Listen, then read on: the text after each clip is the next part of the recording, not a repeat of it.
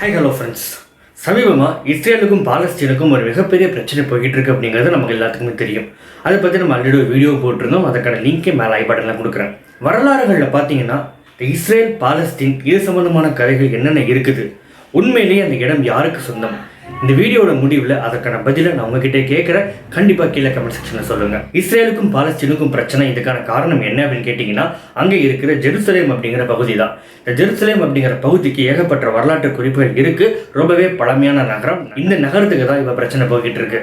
இஸ்லாமியர்கள் என்ன சொல்கிறாங்க அப்படின்னா இந்த ஜெருசலேம் அப்படிங்கிற நகரத்தில் தான் மஸ்ஜிதுல் அக்ஸா அப்படிங்கிற பள்ளிவாசல் இருக்குது. இந்த பள்ளிவாசல் வந்துட்டு எங்களுக்கு ரொம்பவே பிரசித்தி பெற்ற பள்ளிவாசல். மக்காவுக்கும் மதீனாவுக்கும் அடுத்தபடியாக எங்களுக்கு மிகவும் முக்கியமான பள்ளி வந்துட்டு இந்த மஸ்ஜிதுல் அக்ஸா பள்ளி தான் அப்படின்னு சொல்கிறாங்க. இதற்கான காரணங்கள் என்னென்ன அப்படிங்கிறத முந்தைய தொகுப்பில் கொடுத்துருந்தோம். அதே மாதிரி ஜூவிஷ் பீப்புள் என்ன சொல்கிறாங்க அப்படின்னா எங்களுக்கு டெம்பிள் மவுண்ட் அப்படிங்கிற இடம் இருக்குது. அதாவது கிபி 70களில் ரோமானிய படையெடுப்புகளில் இந்த கோவிலை வந்துட்டு முற்றிலுமாக தரைமட்டமாக்கிட்டாங்க. ஸோ அந்த காலகட்டத்திலிருந்து எங்களுக்கான பகுதியாக இதுதான் இருந்துகிட்டு இருக்கு. ஸோ எங்களுக்கான புனித பூமி அப்படின்னு சொல்லிட்டு இந்த உலகத்தில் ஏதாவது பார்த்தீங்க அப்படின்னா அது இந்த இஸ்ரேல் அப்படின்னு சொல்லப்படக்கூடிய இந்த பகுதி தான். ஸோ இது எங்களுக்கு சொந்தமானது அப்படின்னு சொல்லிட்டு யூதர்கள் சொல்லிக்கிட்டு இருக்காங்க. ஆனால் வரலாறுகளில் எப்படி வருது அப்படிங்கிறத நம்ம ஒன்று ஸ்டெப் பை ஸ்டெப்பாக பார்ப்போம். சமீபமாக நடந்த விஷயங்கள்லேருந்தே வருவோம். அதாவது கிட்டத்தட்ட 1920க்கு முன்னாடி வரைக்கும் அந்த பாலஸ்தீன் அப்படிங்கிற பகுதியை ஆட்சி செஞ்சுட்டு இருந்தது யார் அப்படின்னு கேட்டிங்கன்னா துருக்கியிலிருந்து வந்த ஒட்டமான் டர்க்ஸ் அப்படிங்கிற ஒரு மிகப்பெரிய ஒரு சாம்ராஜ்யம் தான். இவங்க தான் 400 வருஷங்களாக தொடர்ந்து இந்த பாலஸ்தீன் அப்படிங்கிற பகுதியை ஆட்சி செஞ்சுட்டு இருந்தாங்க. அதற்கு முன்னாடி உலக வரைபடத்தில் இஸ்ரேல் அப்படிங்கிற பேர் இருந்ததா இல்லை பாலஸ்தீன் அப்படிங்கிற பேர் இருந்ததா அப்படின்னு பார்த்தீங்கன்னா அந்த பகுதிக்கு வந்துட்டு பாலஸ்தீன் அப்படிங்கிற பேரை கொண்டதை அழைச்சிக்கிட்டு இருந்தாங்க. ஏன்னா இஸ்ரேல் அப்படிங்கிற ஒரு பகுதி வந்துட்டு கிட்டத்தட்ட 1940களுக்கு அப்புறம் தான் உருவாகுது அப்படின்னு சொல்லலாம். ஆனால் ஏன் இந்த இடத்துக்கு இஸ்ரேல் அப்படிங்கிற பேர் முன்னாடியே சொல்லிட்டு இருக்காங்க அப்படின்னா யூதர்களுடைய புனித புத்தகங்களில் வந்துட்டு லேண்ட் ஆஃப் இஸ்ரேல் அப்படிங்கிற ஒரு வாக்கியம் குறிப்பிடப்பட்டிருக்கு. அந்த இடம் தான் நமக்கான புனிதமான இடம். அந்த பகுதி தான் இப்போ இருக்கிற பாலஸ்தீன் அப்படிங்கிற பகுதி அப்படிங்கிற ஒரு குறிப்புகள் முன்னாடி இருந்ததா சொல்கிறாங்க. ஸோ இதற்கான கால குறிப்புகளை நான் தேடிட்டு இருக்கும்போது இதுக்கு முன்னாடி என்னென்ன விஷயங்கள் இருக்குது நம்மளோட சப்ஸ்கிரைபருக்கும் சொல்லணும் அப்படிங்கிறதுக்காக நான் தேடிக்கிட்டு இருந்தப்போ அல் ஜசீரா அப்படிங்கிற ஒரு பத்திரிகையில் வந்துட்டு காலச்சூடுகள் டைம்லைன் வாரியாக பிரித்து போட்டிருந்தாங்க. ஏன்னா விக்கிபீடியாவில் தேடி பார்க்கும்போது எனக்கு கிளியரான ஒரு ஐடியா கிடைக்கல. இது எப்படி மக்களுக்கு சொல்லணும் அப்படிங்கிற ஒரு தெளிவான ஒரு அணுகுமுறையும் கிடைக்கல. ஸோ இந்த அல் ஜசீரா அப்படிங்கிற பத்திரிகை கொடுத்த அந்த விதம்படி டைம்லைனை நான் கொஞ்சம் கொஞ்சமாக பிரிச்சிருக்கிறேன். அதன்படி என்ன சொல்கிறாங்க அப்படின்னா இதற்கான காலச்சுவடுகள் 1799 வருஷத்துலேருந்து ஸ்டார்ட் ஆகுது. அப்போ வந்துட்டு நெப்போலியன் போனபார்ட் வந்துட்டு பிரெஞ்சு ஆட்சி செஞ்சுட்டு இருந்தாரு.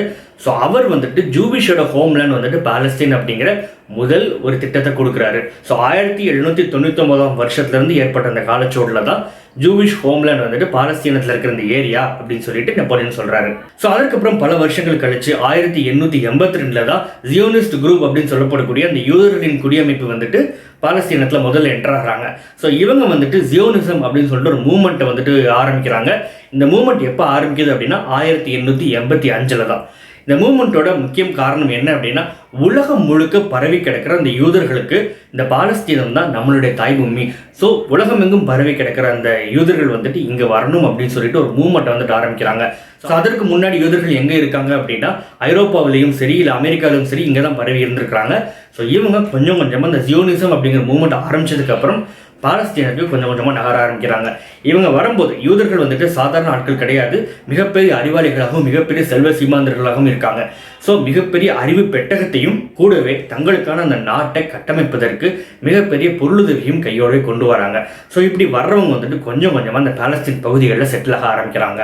ஸோ அதை தொடர்ந்து என்ன நடக்குது அப்படின்னா 1896 ஹெர்சல் அப்படிங்கிறவர் முதல்ல ஜூவிஷ் ஸ்டேட் அப்படிங்கிறத உருவாக்கணும், கிரியேஷன் ஆஃப் ஜூவிஷ் ஸ்டேட் அப்படிங்கிற ஒரு முன்னெடுப்பை எடுக்கிறாரு.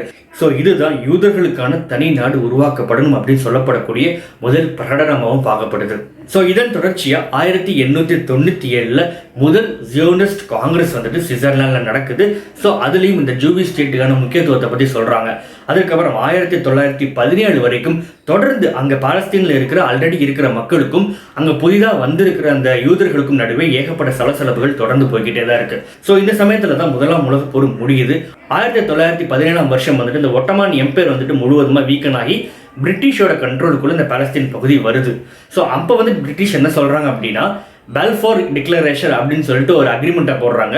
அந்த அக்ரிமெண்ட்டின் அடிப்படையில் யூதர்களுக்கு வந்து நாங்கள் சப்போர்ட் பண்ணி இருப்போம், யூதர்களுக்கான அந்த லேண்ட் ஆஃப் இஸ்ரேலை நாங்கள் செயல்படுத்தி கொடுப்போம், அதற்கு எங்களுடைய முழு ஒத்துழைப்பும் இருக்கும் அப்படின்னு சொல்லிட்டு அந்த பால்ஃபோர் டிக்ளரேஷன் மூலமாக உலகத்துக்கு பிரகடனப்படுத்துகிறாங்க. ஸோ இந்த மாதிரி பிரிட்டிஷ் வந்துட்டு அப்ரூவல் கொடுத்துட்டாங்க அப்படின்னு சொன்னதுக்கப்புறம் 1922 என்ன நடக்குது அப்படின்னா, அப்போ இருக்கிற லீக் ஆஃப் நேஷன்ஸ், அதாவது பல நாடுகளின் கூட்டமைப்பு பிரிட்டிஷ் சொல்கிறத நாங்கள் ஏற்றுக்கிறோம், பிரிட்டிஷ் வந்துட்டு நாங்கள் ஜூவிஷ் ஹோம்லேண்டை நம்ம அமைச்சு தருவோம் அப்படின்னு சொல்லியிருக்காங்க, அதுக்கு நாங்களும் சப்போர்ட் பண்ணுவோம் அப்படின்னு சொல்லிட்டு அந்த லீக் ஆஃப் நேஷன்ஸ் சொல்லிட்டு. ஸோ 1922 அப்புறம் நிறைய யூதர்கள் வந்துட்டு பாலஸ்தீனுக்கு குடியேறாங்க. ஸோ பாலஸ்தீனில் அந்த யூதர்களுடைய செட்டில்மெண்ட் கொஞ்சம் கொஞ்சமாக அதிகரிக்க ஆரம்பிக்குது. ஸோ அதற்கப்புறம் என்ன நடக்குது அப்படின்னா, 1929 அங்கே ஆல்ரெடி இருக்கிற அரபுகள் என்ன பண்ணுறாங்கன்னா அல் புரஹ் அப்படின்னு சொல்லிட்டு ஒரு மூவ்மெண்ட் ஆரம்பிக்கிறாங்க. இந்த மூவ்மெண்ட் எதுக்காக அப்படின்னா, பாலஸ்தீன் அப்படிங்கிற நாட்டுக்குள்ள இந்த ஜூவிஷ் இமிகிரேஷன் ரொம்பவே அதிகமாக இருக்குது, அதிகமான அளவில் வந்துட்டு யூதர்கள் வந்து எங்கள் நாட்டுக்குள்ளே வராங்க அப்படின்னு சொல்லிட்டு ஒரு மூவ்மெண்ட் ஆரம்பிக்கிறாங்க. ஏன் அல் புரஹ் அப்படிங்கிற பேரில் இந்த மூவ்மெண்ட் ஆரம்பிக்கிறாங்க அப்படின்னா, மெஹராஜ் அப்படிங்கிற பயணம் வந்துட்டு மஸ்ஜிதுல் அக்ஸா அப்படிங்கிற பகுதியில் இருந்தால் ப்ராஃபட் முகமது வந்துட்டு போனாங்க அப்படின்னு சொல்கிறாங்க இல்லையா. ஸோ அந்த மெஹராஜ் பயணத்துக்கு அவங்க பயன்படுத்தின வாகனம் வந்துட்டு புர்ரஹ் அப்படிங்கிற வாகனம். ஸோ அந்த வாகனத்தை சிம்பாலிக்காக வச்சுட்டு தான் இந்த மூமெண்ட்டுக்கு அல் புர்ரஹ் அப்படிங்கிற பெயரை வைக்கிறாங்க. ஸோ இதற்கப்புறம் ஏகப்பட்ட பிரச்சனைகள் அரபுகளுக்கும் அங்கே இருக்கிற அந்த யூதர்களுக்கும் தொடர்ந்து நடந்துக்கிட்டே இருக்குது. ஸோ இதன் பின்னோக்கமாக என்ன நடக்குது அப்படின்னா, 1937 பீல் அப்படிங்கிற ஒரு கமிஷன் ஆரம்பிக்கிறாங்க. இந்த பீல் அப்படிங்கிற கமிஷன் என்ன சொல்கிறாங்க அப்படின்னா, பாலஸ்தீனத்தை இரண்டாக பிரித்து ஜூவிஷ் ஹோம்லேண்ட் ஒரு பக்கம் அப்படிங்கிறதையும் அரபுகளுக்கு இன்னொரு பக்கமும் நாங்கள் கொடுக்குறோம் அப்படிங்கிற முதல் திட்ட வரைவை அந்த பீல் கமிஷன் கொடுக்குறாங்க. ஸோ இந்த கமிஷன் மூலமாக என்ன நடக்கும் அப்படின்னா, ஜூவிஷ்காக ஒதுக்கப்பட்ட பகுதியில் இருக்கிற அந்த பாலஸ்தீன மக்கள் வந்துட்டு அங்கேருந்து உடனடியாக வெளியேறணும் அப்படின்னு சொல்கிறாங்க. இது அங்கே ஏகப்பட்ட சலசலப்புகளை தொடர்ந்து ஏற்படுத்திக்கிட்டே இருக்குது.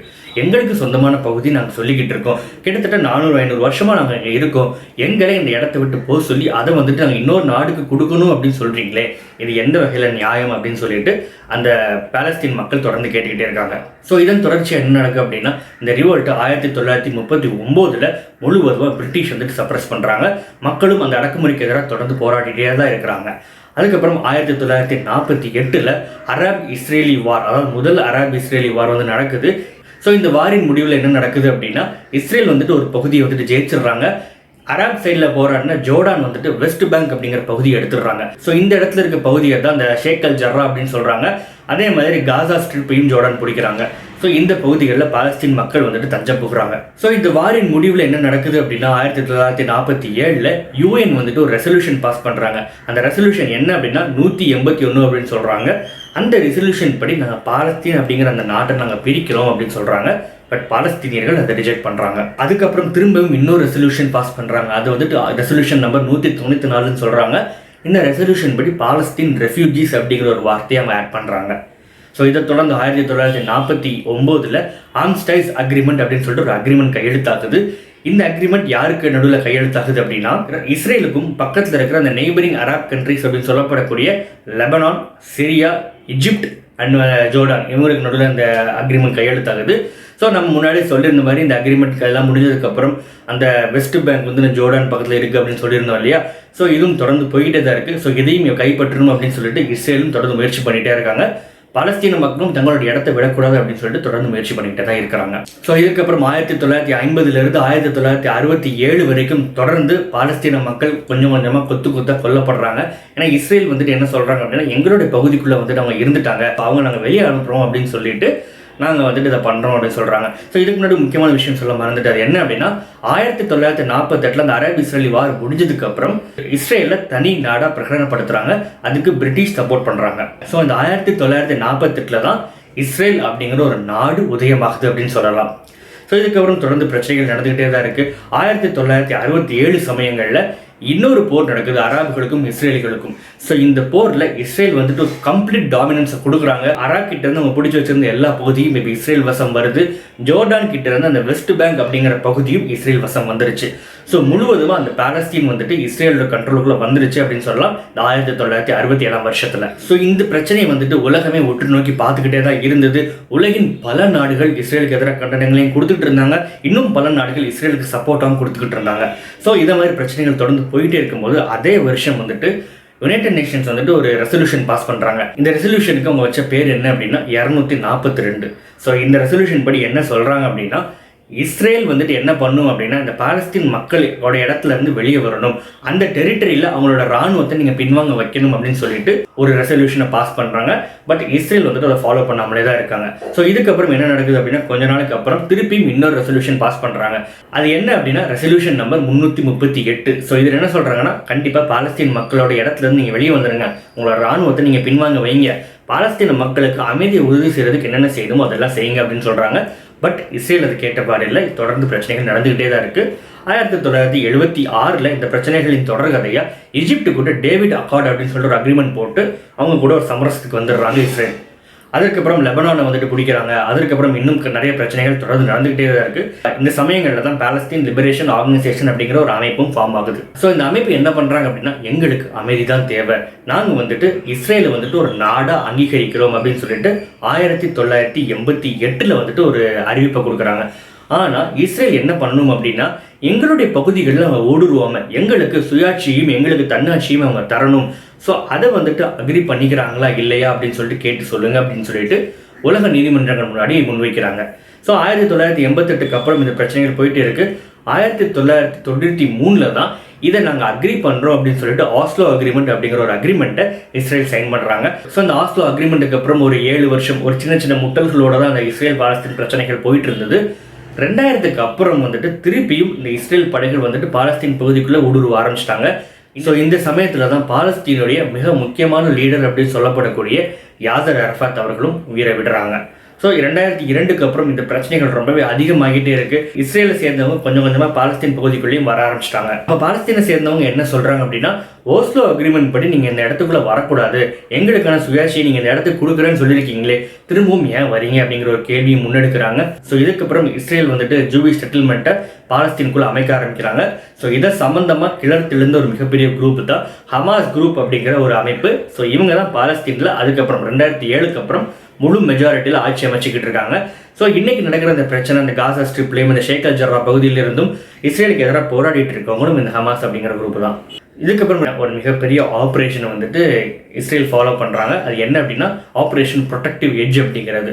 ஸோ இது என்ன அப்படின்னா அந்த இடத்துல இருந்து பாலஸ்தீனியர்களை முழுவதுமாக அப்புறப்படுத்திக்கிட்டு முழுவதுமாக இஸ்ரேலுக்கான ஜூவிஷ்கான அந்த ஜூதர்களுக்கான ஹோம்லேண்டாக இந்த ஜெருசலேம் பகுதியை நாங்கள் அமைக்கணும் அப்படின்னு சொல்லியிருக்காங்க. ஸோ முன்னாடியே இந்த யுனைடெட் நேஷன்ஸ் என்ன சொல்லியிருந்தாங்க அப்படின்னா ஜெருசலேம் அப்படிங்கிறது வந்துட்டு ஒரு இன்டர்நேஷனல் சிட்டி, அது எல்லாத்துக்கும் பொதுவான ஒரு நகரம். ஸோ அங்கே வந்துட்டு யாருமே வந்துட்டு சொந்தம் பண்ணக்கூடாது அப்படின்னு சொல்லிட்டு ஸோ அது அடிப்படையில் தான் தொடர்ந்து நடந்துக்கிட்டு இருந்தது. பட் அதற்கான முழு அதிகாரம் இப்போ வேணும் அப்படின்னு சொல்லிட்டு இஸ்ரேல் வந்துட்டு தொடர்ந்து போராடிக்கிட்டு இருக்காங்க.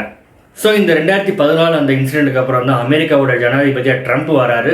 ட்ரம்ப் வந்துட்டு இஸ்ரேலுக்கு ஆதரவாக ஜெருசலேம் இருக்கும், இஸ்ரேல் தான் இந்த ஜெருசலேம் சொந்தம் கொண்டாடணும் அப்படின்னு சொல்லிட்டு ஒரு கோப்பிலையும் கையெழுத்திட்டுறாரு. இதற்கான காரணங்கள் பல சொல்லியிருந்தாலும் அவருடைய மருமகனுக்காக தான் இதை பண்ணார் அப்படிங்கிற ஒரு அறிவிப்பும் இருக்குது. பட் இந்த பிரச்சனைகள் இப்படி தொடர்ந்து போயிட்டே தான் இருக்குது. இது தொடர்பாக தான் இப்போ இந்த காசாலையும் ஷேக் அல் ஜராலையும் இஸ்ரேல் இருக்க டெல் அவீவ்லையும் தொடர்ந்து பிரச்சனைகள் நடந்துகிட்டு இருக்கு. இஸ்ரேல்லேருந்து ராணுவங்கள் வந்துட்டு அலெக்சா அப்படிங்கிற பகுதியை பிடிச்சதா இருக்கட்டும், இல்லை காசா ஸ்ட்ரிப்லேருந்து ராக்கெட் ஏவுகணைகளை ஹமாஸ் குரூப் இஸ்ரேல் நோக்கி அனுப்புனதாக இருக்கட்டும், இந்த மாதிரி பிரச்சனைகள் 100 ஆண்டுகளாக தொடர்ந்து நடந்துகிட்டே தான் இருக்குது. ஆனாலும் இந்த இடம் வந்துட்டு யாருக்கு சொந்தம் அப்படிங்கிற ஒரு முழுவதுமான ஒரு தீர்ப்புக்குள்ளே வர முடியல அப்படின்னே சொல்லலாம். இது சம்பந்தமாக 2 நாடுகள் மத்தியில் அமைதியை உண்டாக்கணும் அப்படின்னு சொல்லிட்டு உலகம் முழுவதும் ஏகப்பட்ட நாடுகள் முயற்சி பண்ணாங்க. ஏகப்பட்ட பீஸ் ப்ராசஸ் நடந்துச்சு. பட் எல்லாமே வந்துட்டு ஃபெயிலியர் தான் முடிஞ்சிருச்சு அப்படின்னு சொல்லலாம். ஸோ இப்போ என்ன பண்ணுறாங்க அப்படின்னா வேர்ல்டில் இருக்கிற ஒரு சைடு கண்ட்ரிஸ் வந்துட்டு இஸ்ரேலுக்கு சப்போர்ட் பண்ணுறாங்க, இன்னொரு சைடு கண்ட்ரிஸ் வந்துட்டு பாலஸ்தீனுக்கு சப்போர்ட் பண்ணுறாங்க. பட் இந்த இடம் யாருக்கானது அப்படிங்கிற தெளிவான வரையறையை யாருமே கொடுக்குற மாதிரி தெரியல. பட் உலக வரைபடத்தில் முன்னாடி சொல்லியிருந்த மாதிரி இஸ்ரேல் முதல்ல இருந்ததா பாலஸ்தீன் முதல்ல இருந்ததா அப்படின்னு கேட்டிங்கன்னா பாலஸ்தீன் தான் முன்னாடியே இருந்திருக்கு. இஸ்ரேல் வந்துட்டு 1948 அப்புறம் தான் உருவாகுது. ஸோ அதன் அடிப்படையில் இந்த இடம் யாருக்கு சொந்தம் அப்படிங்கிறத நீங்கள் நினைக்கிறீங்க? கண்டிப்பாக கீழே கமெண்ட் செக்ஷனில் சொல்லுங்கள். ஒருவேளை இங்கே நடக்கிற பிரச்சனைகளுக்கு வேறு ஏதாவது தீர்வு கொடுத்தா நல்லா இருக்குமா, எந்த மாதிரி தீர்வுகள் இருந்தால் நல்லா இருக்கும் அப்படிங்கிறதையும் கண்டிப்பாக கீழே கமெண்ட் செக்ஷனில் சொல்லுங்கள். ஸோ நம்ம எல்லாமே இப்போ பொதுவாக விரும்புகிறது என்ன அப்படின்னா அந்த பகுதியில் ஒரு மிகப்பெரிய அமைதி நிலவணும் அப்படிங்கிறதா. ஸோ அதற்கு என்ன மாதிரியான முடிவுகள் எடுக்கிறாங்க அப்படிங்கிறத உலக நீதிமன்றங்கள் சீக்கிரமே எடுக்கணும் அப்படிங்கிறது தான். ஒரு சிறப்பான முடிவு விரைவிலே எட்டப்படும் அப்படிங்கிற நம்பிக்கையோட இந்த வீடியோ முடிக்கிறேன். Thanks for watching on Inner 360.